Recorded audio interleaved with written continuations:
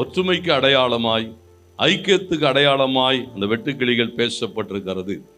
இதனுடைய பலன் எதுன்னு சொன்னா, அதனுடைய ஐக்கியம்தான் அதனுடைய பலன்.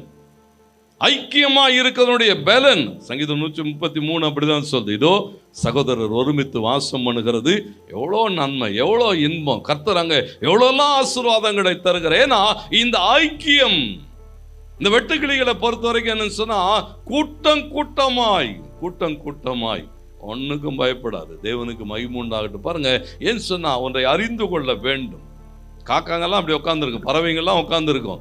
சில பறவைகள்லாம் அப்படி கூட்டமா இருக்கும்போது ஒரு கல்லை எடுத்து எரிஞ்சா என்ன நடக்கும்? எல்லாம் ஓடி போயிடும். எல்லாம் என்ன செய்யும்?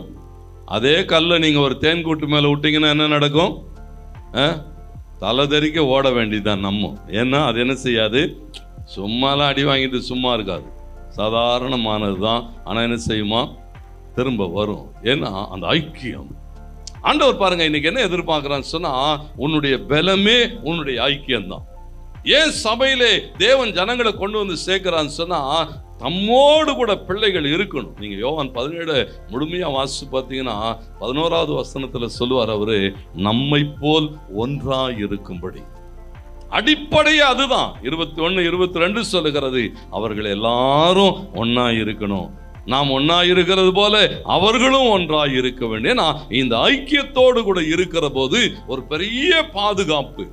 பாருங்க, இது கூட்டமாய் வந்து அந்த வெட்டுக்கிளிகள் சாதாரணமா ஒரு ஊருக்குள்ள அப்படி வந்து இறங்குச்சுன்னா அந்த கூட்டம் என்ன செய்யுமா தெரியுமா? ஒரே ஒரு நாள்ல 20,000 டன் பயிரை சாப்பிட்டு முடிச்சிருமா. எவ்வளோ?